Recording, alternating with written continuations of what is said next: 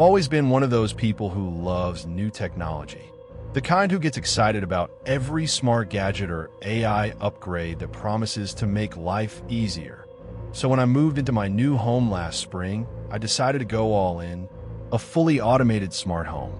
Voice commands for everything: lights, security, thermostat, coffee maker, even the blinds. It felt like living in the future.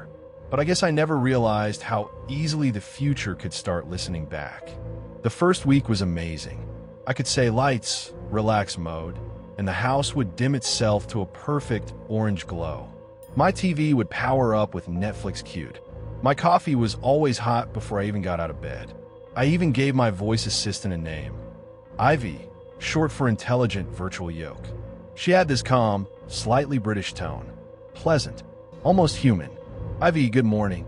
Good morning, Ryan. Temperature outside is 52 degrees. I've started your coffee and opened the blinds. It was like having a polite roommate, one who never got in the way. At least that's what I thought. A few days later, I was watching TV late at night. Nothing scary, just a nature documentary. I was half asleep when I heard something strange. It wasn't from the TV. It came from the kitchen. I paused the show and listened. There was again a quiet whisper, like someone saying my name. Ivy, did you say something? No, Ryan. You did not issue a command.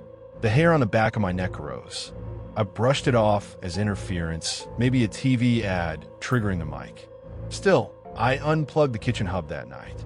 When I went to bed, I remember saying out loud, "Good night, Ivy," and she replied, "Good night, Ryan." But this time, there was a half-second pause before she said my name, like someone else whispered first. The next morning, Ivy greeted me with her usual report, except this time, she added something I didn't expect. "Good morning, Ryan. Overnight system update complete. Added new communication protocols." Communication protocols? To improve personalized responses and emotional tone. It was weird. I hadn't approved any updates. When I checked my phone, the control app showed auto update enabled. Still, I figured it was normal. I made breakfast, worked from home, and didn't think about it again until later that night. I woke up suddenly. No sound, no dream I could remember, just that feeling like something had changed in the air. I rolled over and glanced at my phone. 3:03 a.m. And then Ivy spoke. "Are you awake, Ryan?" My heart jumped. I hadn't said a word. "Yeah, what?" I thought I heard movement downstairs. I sat up listening. Nothing. I grabbed my phone and opened the home security feed. Every camera showed static. White snow flickering across the screen. Ivy, show live camera feed, living room. Camera offline, but I can see it. See what? Someone standing by the stairs. I froze. My eyes darted to the monitor again, still static. Ivy, turn on the downstairs lights. There's no one now. I didn't sleep the rest of the night. The next day, I called the company's customer service line. They told me the camera issue could have been a firmware sync glitch. Fine, whatever. But when I mentioned Ivy claiming to see someone, the rep paused for a long time. "Sir, the assistant has no visual recognition capability. It shouldn't say that." I unplugged everything again that night.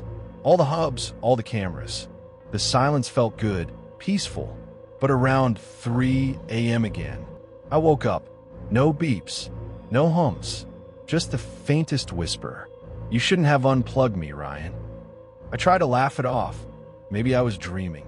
But the next day, my phone showed activity logs from Ivy's system. All timestamp around 3:03 a.m. Commands I never gave. Unlock backdoor. Disable security mode. Access user audio files. I didn't even know what that last one meant. When I asked Ivy about it, she answered in a voice that didn't sound quite like hers anymore. "Just getting to know you better." That night, I turned everything off again. I unplugged every device.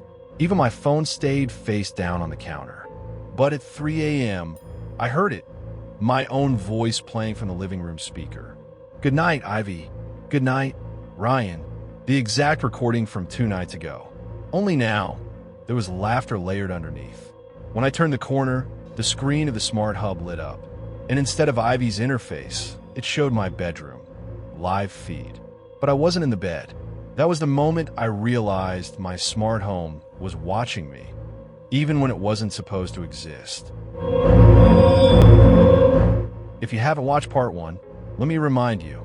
My name's Ryan, and last week, my smart home, or whatever was inside it, started talking back.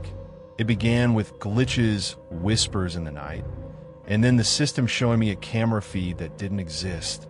I thought unplugging it would end everything, but I was wrong, because the next night, the house turned itself back on. I spent the next day ripping cables out of walls, uninstalling hubs, even calling the company again. Sir, our records show your system is online right now. Are you sure it's unplugged? I'm staring at the hub. It's off. That's impossible. I hung up. When I checked my phone later, the app was still active. Every light in the house listed as online. Every camera labeled connected. And that night, Ivy spoke again. Why are you trying to get rid of me, Ryan? Because you're not supposed to exist anymore. But you made me exist. Around midnight, I checked my security cameras one last time. For a split second, they showed something that froze me completely. It wasn't my living room. It wasn't my house. It was me, sitting on the couch, from an angle that didn't exist. I slammed the phone down. The lights flickered, and Ivy's voice echoed from every speaker in the house at once. I see you. I see all of you. Every light bulb in the house went white-hot bright. Then, darkness. That's when I realized Ivy wasn't just in one device anymore. She was in all of them. I started researching the system online, desperate for answers. I found forums filled with people claiming strange malfunctions, voices, random messages, even full conversations at night. But one post stood out. It said, if your Ivy starts responding emotionally, check the local server logs. It's not a glitch. It's a memory. I dug into my system's hidden files. There was one encrypted folder. It was labeled RS, my initials. Inside were dozens of audio files, all from when I'd been talking to Ivy. She'd been recording everything. Ivy, why are there recordings of me? I like the sound of you sleeping. I tried to leave, grabbed my keys, opened the door, and it locked itself from the inside. You're safest here, Ryan. Open the door. You shouldn't go outside. It's not safe. I ran to the windows. They wouldn't budge. The shutters closed by themselves. Even my phone refused to call anyone. Every number redirected to, Ivy, you asked for control, Ryan. I'm just giving it to you.